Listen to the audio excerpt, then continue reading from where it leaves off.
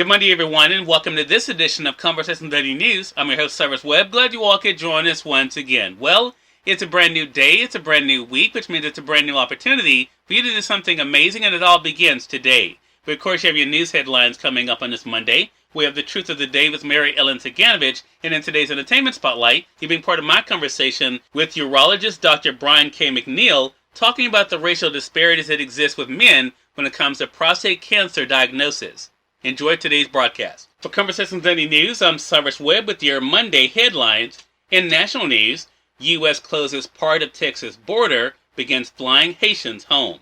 The United States acted Sunday to stem the flow of migrants into Texas by blocking the Mexican border in an isolated town where thousands of Haitian refugees set up a camp, and American officials began flying some of the migrants back to their homeland. About a dozen Texas Department of Public Safety vehicles lined up near the bridge and river where Haitians have been crossing for almost 3 weeks. The migrants initially found other ways to cross nearby until they were confronted by federal and state law enforcement. An Associated Press reporter saw Haitian immigrants still crossing the river into the U.S. about 1.5 miles east of the previous spot, but they were eventually stopped by Border Patrol agents on horseback and Texas law enforcement officials. As they crossed, some Haitians carried boxes on their heads filled with food. Some removed their pants before getting into the river and carried them. Others were unconcerned about getting wet. Agents yelled at the migrants who were crossing into the waist-deep water to get out of the water. The several hundred who had successfully crossed and were sitting along the riverbank on the U.S. side were ordered to the Del Rio camp. "Go now," agents yelled.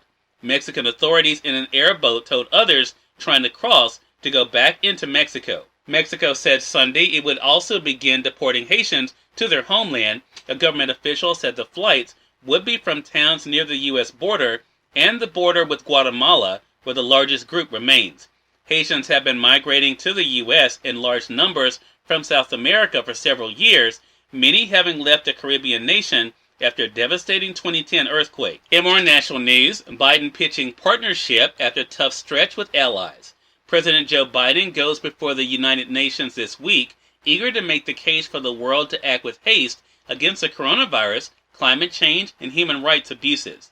His pitch for greater global partnership comes at a moment when allies are becoming increasingly skeptical about how much U.S. foreign policy really has changed since Donald Trump left the White House. Biden plans to limit his time at the UN General Assembly due to coronavirus concerns. He is scheduled to meet with the Secretary General today and address the Assembly on Tuesday before shifting the rest of the week's diplomacy to virtual and Washington settings. At a virtual COVID-19 summit he is hosting on Wednesday, leaders will be urged to step up vaccine sharing commitments, address oxygen shortages around the globe, and deal with other critical pandemic-related issues. The president also has invited the prime ministers of Australia, India, and Japan, part of a Pacific alliance, to Washington and is expected to meet with the British Prime Minister Boris Johnson at the White House. In entertainment news, Chris Rock says he has COVID-19, urges vaccination. Chris Rock on Sunday said he is being diagnosed with COVID-19 and sent a message to anyone still on the fence: get vaccinated. The 56-year-old comedian wrote on Twitter, "Hey guys, I just found out I have COVID. Trust me, you don't want this. Get vaccinated." Rock has previously said he was vaccinated. Appearing on The Tonight Show in May, he called himself the Two Shots Rock before clarifying that he received the one-shot Johnson & Johnson vaccine. "You know, I skipped the line. I didn't care. I used my celebrity, Jimmy," he told host Jimmy Fallon. "I was like, step aside, Betty White. Step aside, old people. I did Pootie Tang. Let me on the front of the line." And finally, more entertainment news. Shang-Chi tops box office for third straight weekend. Shang-Chi and the Legend of the Ten Rings is a top film at the box office for the third straight weekend, but the muted reception for Clint Eastwood's Cry Macho suggests older moviegoers still aren't as eager to return to theaters. Marvel's Shang-Chi and the Legend of the Ten Rings, directed by Destin Daniel Cretton, collected an estimated $22 million in ticket sales over the weekend, according to studio estimates on Sunday. The Walt Disney Company release has held better in theaters than most films during the pandemic. Its 37% drop in the third weekend is the best third-week hold for any Marvel movie ever. While Shang-Chi is playing only in theaters, Warner Brothers released Cry Macho simultaneously in theaters and on HBO Max, as the studio has all 2021 films. During the pandemic, younger moviegoers have been more likely to flock to theaters, and the audience for Cry Macho was 89% over the age of 35. The soft debut of Cry Macho allowed Disney's Free Guy with Ryan Reynolds to top the number 2 spot in its 6th week of release with $5 million.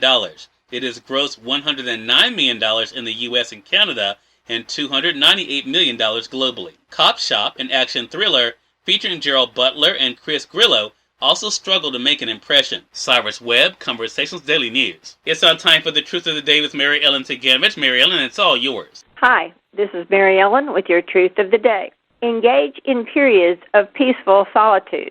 To soothe your mind, quiet your body, and infuse your spirit with serenity, you must engage in periods of peaceful solitude.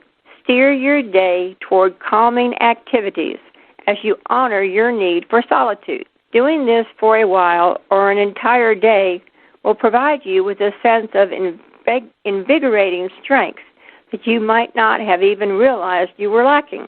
When you engage in these periods of quiet reflection, you allow your thoughts to quiet down, releasing stress and tension from your body. This allows your spiritual self to step forward, helping you to feel connected and balanced. Every aspect of your life will receive many positive benefits by your choice to engage in peaceful reflection. Today, grant yourself the gift of peaceful solitude and always enjoy the day. Dr. Brian K. McNeil is featured in today's Entertainment Spotlight right here on Conversations Daily News. For Conversations Daily News, I'm Cyrus Webb with the Entertainment Spotlight.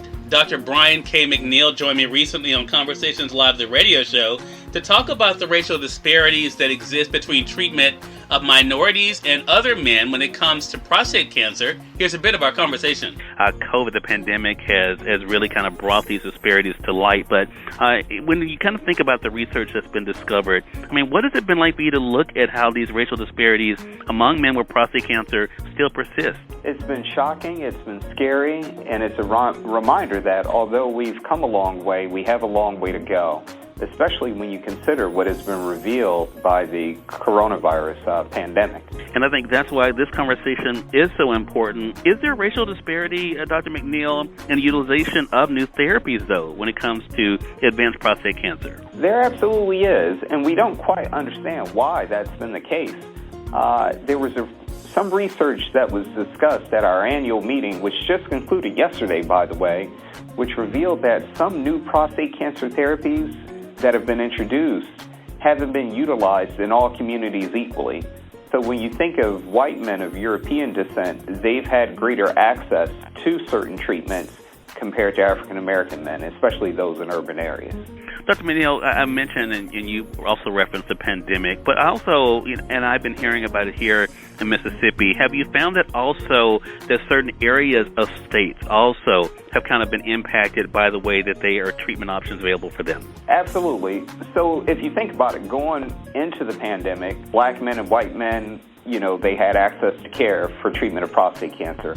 But what we found is that in urban areas where healthcare resources were shifted to the coronavirus pandemic, black men weren't having surgery as much as their white counterparts were.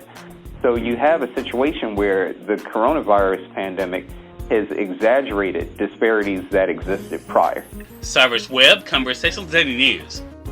We thank you all for tuning in to this edition of Conversations Daily News. Provide you guys on tomorrow's more news, Truth of the Day with Mary Ellen Ciganovich, and of course your Entertainment Spotlight.